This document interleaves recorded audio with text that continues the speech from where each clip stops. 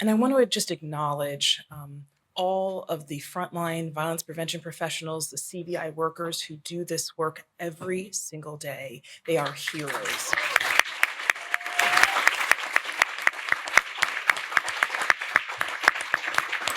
It is so exciting to get to a point, as you can see, the Ad Council taking on this issue and being able to tell this story in a new way nationally is incredibly important. Why is it important? Because you all know, I think many of you know, and we'll soon to find out, how effective community violence intervention is at addressing violence by using a profoundly different paradigm to say we're not going to wait until someone harms someone else and bring enforcement in, but instead we can take a health approach. We can understand that through hundreds of years of structural neglect, poverty, economic divestment, that we created the conditions for violence to take root.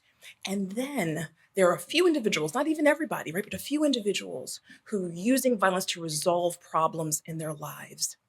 And that by using a health approach, by using the credibility of people on the ground, we can transform their lives and by doing so transform violence.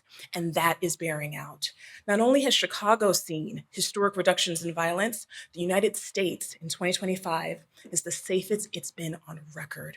The United States across the country.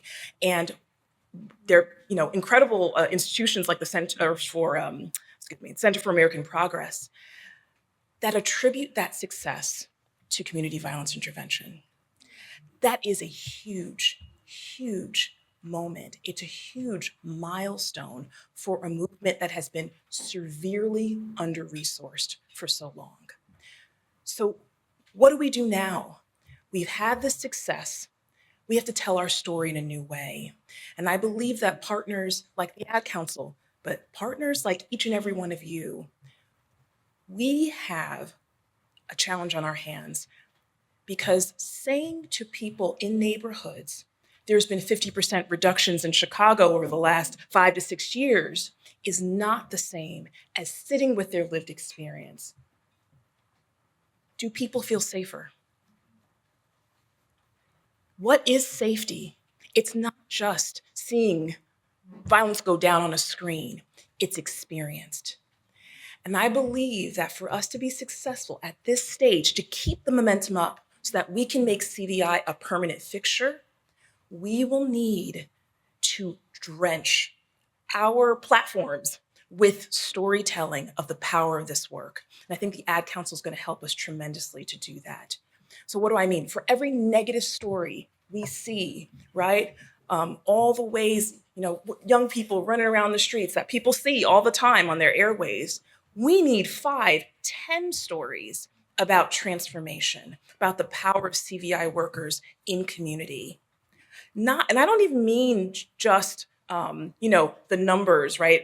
I run a national organization of hospital-based violence intervention. We just came out with this new study, 50% less likelihood for one evaluation of a HFIP, the largest none, 50% less likelihood to have people experience violence when they participate in the program. Incredible numbers. We're jumping off, we were jumping in the streets. We're so excited, right? Great, great evidence. But we know it's not sufficient.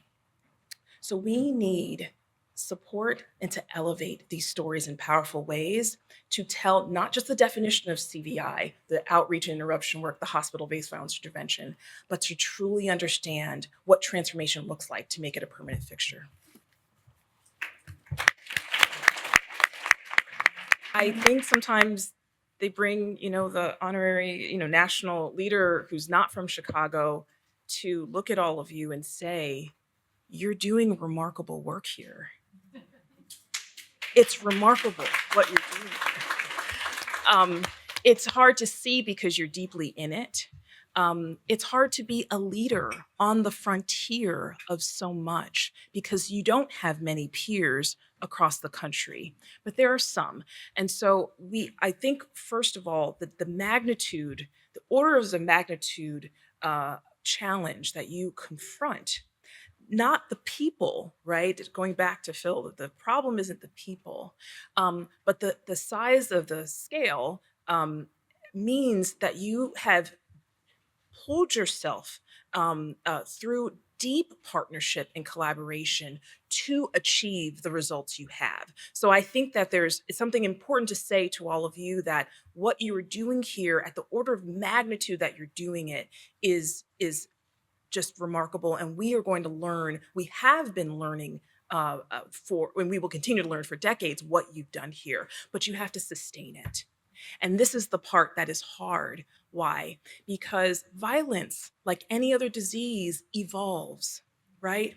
We don't say that a vaccine failed because the vaccine from last year's cold or last year's flu gets updated every year. You have to continue to um, uh, innovate. You have to continue to create inside of a cure, inside of the medicine that works. You all have the medicine, it's working. But if the innovation dies, and philanthropy is the best at investments in innovation, the innovation dies, right? We're using 3 years ago's vaccine for today's problems, we're going to miss the boat and then blame the medicine and get rid of it. And that's not what we're here for.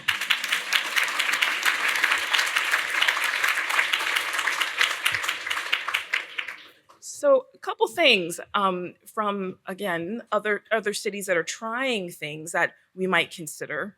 Um, I want to continue to see deeper partnerships, as you've described.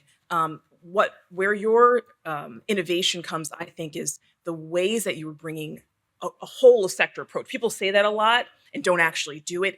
And if they do it where it's actually behind closed doors. I'm just doing the same thing I'm doing, and we're just going to put it under the same umbrella. Not we have our eye on a single prize, and we have a shared theory of change, how to achieve this. Now we're going to go after it. That's what we see under the hood here, which is powerful. But I think on the ground, there's still a lot of work yet to be done to stitch all this powerful work together. We want to see frictionless communication. What does that mean? Frictionless. The amount of time and effort it takes to wrap your arms around the communities that need this work is still a big barrier to, I think, the impact of the work on the ground. So we have to improve our systems. Grace talked about data. How do we continue to make data not just something on a screen that we're presenting in a PowerPoint, but lived and embodied by the people who are doing the work, that they see themselves as data brokers, and the sharing across all of the systems works well and in the right direction, that the direction is going towards health and healing, not criminalization and incarceration. So that's a mouthful. It's a lot to do, but I think that's how we win the future. We have to understand how we're using what we've learned to evolve and innovate. We see cities like Oakland, where the people, ballot initiative, voted to tax themselves to fund their violence prevention infrastructure. Okay, pretty remarkable. And they did this. They were first in the country to do something like this, Measure Y, I believe, years ago. And that was 10 years ago. And then it was up for a new vote recently. New ballot initiative had to demonstrate we've done good work with this.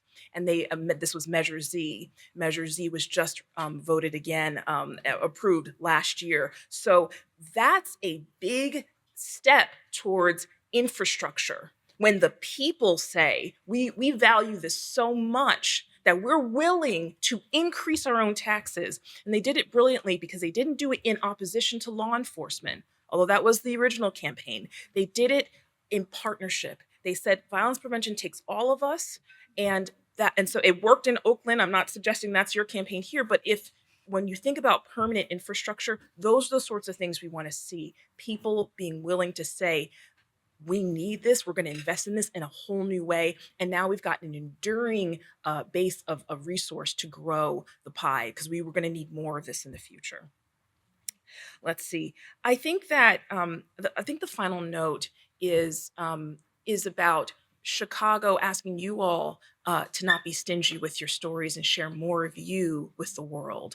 We want to see you produce more reports, share more on a global stage about the Chicago story. I think that's going to be critical for the national conversation because people, this is a number of cities across the country, don't know how dramatic the reductions have been in Chicago. And so the belief is still that Chicago's got this violence problem. The story needs to be Chicago has a handle on their violence problem, and they're doing it in this critically important way, and we all need to learn from it. So I'm going to ask you to brag on yourselves a little bit more, okay? And do more to tell us how you do this and how you continue to do it. We will change the world together if we do that.